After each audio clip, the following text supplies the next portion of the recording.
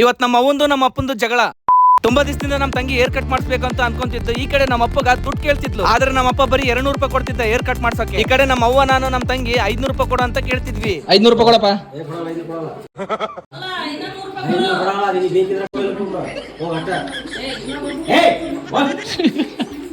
ಇಷ್ಟೆಲ್ಲ ಆದ್ರೂ ನಮ್ಮಪ್ಪ ಅಲ್ಲಿಗೆ ದುಡ್ಡೇ ಕೊಳ್ಳಿಲ್ಲ. ಯಾಕಂದ್ರೆ ಗಣಮಕ್ಳೆಲ್ಲ 100-150 ರೂಪಾಯಿ ಕೊಟ್ಟು ಕಟಿಂಗ್ ಮಾಡಿಸ್ಕೊಂತೀವಿ. ಅಲ್ಲಿಗೂ ನಮ್ಮಪ್ಪ ನಮ್ಮ ತಂಗಿಗೆ ಯಾವ ತರ ಹೇರ್ ಕಟ್ ಮಾಡಿಸ್ತಿ ಅಂತ ಕೇಳಿದ್ರೆ ನಮ್ಮ ಅವ್ವ ಯಾವ ತರ ಹೇಳ್ತಾಳ ಕೇಳಿಸ್ಕೊಡ್ರಿ. ನಾವು 50 ರೂಪಾಯಿ ಕಟಿಂಗ್ ಮಾಡಿಸಿದ್ವಿ, 200 ರೂಪಾಯಿ 300 ರೂಪಾಯಿ ಕಟಿಂಗ್ ಇಲ್ಲ. ಅದೇ ಕಟಿಂಗ್ ಮಾಡಿಸಿದ್ ನೀನು ಏನ್ ಬೇರೆ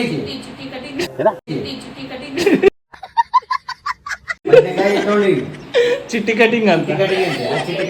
ಆಮೇಲೆ ಅಲ್ಲಿಂದ ನಾವು ಸಲೂನ್ಗೆ ಬಂದ್ವಿ. ಇಲ್ಲಿ ನಮ್ಮ ತಂಗಿಗೆ ಒಂದು ನನ್ನ ಕಡೆಯಿಂದ ಸಜೆಸ್ಟ್ ಮಾಡಿದೆ, ಕೀರ್ತಿ ಮಾಡ್ಸೋಣ ಹಿಂಗ್ ಮಾಡಿಸಿ. ಹೇರ್ ಕಟ್ ಮುಗಿಸ್ಕೊಳೋದ್ರಲ್ಲೇ 3 ಅವರ್ಸ್ ಮೇಲೆ ಆಗಿತ್ತು. ಈ ಕಡೆ ನಮ್ಮಪ್ಪ ಬಾ ಅಂತ ಕರೀತಿದ್ದ, ಯಾಕಂದ್ರೆ ಅಪ್ಪ ನಾನು ಅಂಗಡಿಗೆ ಹೋಗ್ಬೇಕಿತ್ತು, ಅವ್ರದ್ದು ಬೈಕ್ ತಂದಿದ್ದೆ. ಹೇರ್ ಕಟ್ ಎಲ್ಲ ಮುಗಿಸ್ಕೊಂಡು ಮನೆಗೆ ಬಂದು ಅಪ್ಪಗ ಬೈಕ್ ಕೀ ಕೊಟ್ಟೆ. ಗಾಡಿ ಬೀಗ ಯಾವಾಗ ಹೋಗೋದು ಯಾವಾಗ ಬರೋದು? ಕಟಿಂಗ್ ನೀವು ಮಾಡಿಸಿ ಮರಕ್ ಹೋದ್ರೆ ನಾವು ನೀವು ಮಾಡಕ್ ಹೋಗಿದ್ರ